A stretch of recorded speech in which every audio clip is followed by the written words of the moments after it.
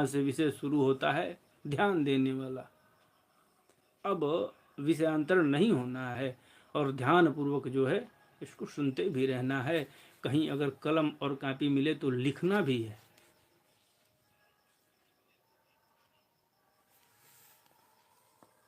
जो भेददर्शी क्रोधी पुरुष हृदय में हिंसा, विचार करिएगा, जो भेददर्शी क्रोधी पुरुष हृदय में हिंसा, दंभ अथवा मात्सर्य का भाव रख करके मुझसे प्रेम करता है, वह तामस भक्त है। वह तामस भक्त है। भगवान कहते हैं कि जो भेददर्शी क्रोधी पुरुष हृदय में हिंसा, दंभ अथवा मत्सर यानी मत्सर रख करके, मत्सर भाव रख करके जो है मुझसे प्रेम करता है, वह मेरा तामस भक्त है। फिर दूसरा, विषयानाभिसंधाय यस ऐश्वर्यमेव वा आचादावचर्वेदो मां पृथुर्भावसरायशः। बोले जो पुरुष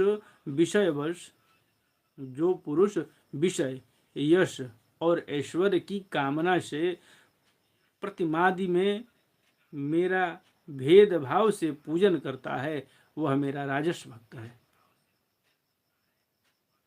तामस और राजस भक्त की बात भगवान कह दिए। अब बचा सात्विक भक्त। तो कर्म निराहारमुद्देश्य परमस्मिन् वा तदर्पणम् यजेष्ठव्यमेति वा पृथक भाव स सात्विक।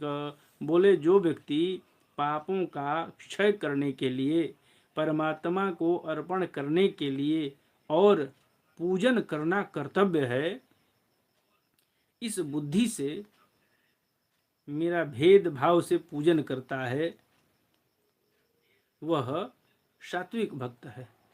वह मेरा सात्विक भक्त है। जिस प्रकार गंगा का प्रवाह अखंड रूप से समुद्र की ओर बहता रहता है, उसी प्रकार मेरे गुणों के श्रवण मात्र से मन की गति का जो है तैल धारावत अविच्छिन्न रूप से जो है मुझ सर्वांतर्यामी के प्रति हो जाना तथा मुझ पुरुषोत्तम से निष्काम और अनन्य प्रेम करना, यह निर्गुण भक्ति योग का जो है लक्षण कहा गया है। 4 लक्षण भगवान ने भक्ति का भी बताया। अब आगे सुनिए। ऐसा निष्काम भक्त दिए जाने पर भी निष्काम भक्त। निष्काम भक्त किसको कहते हैं?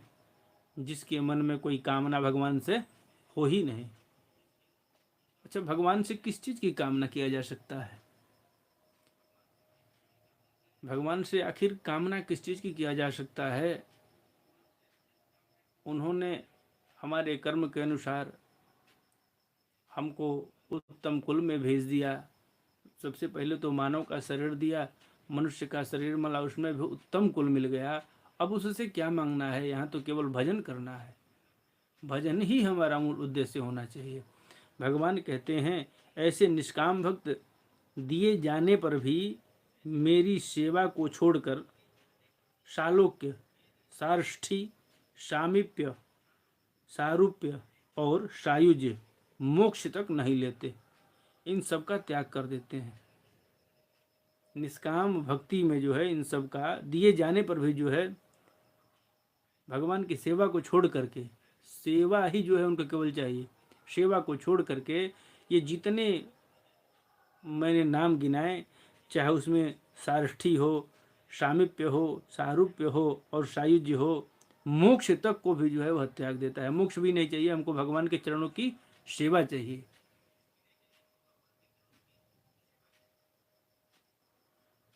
भगवत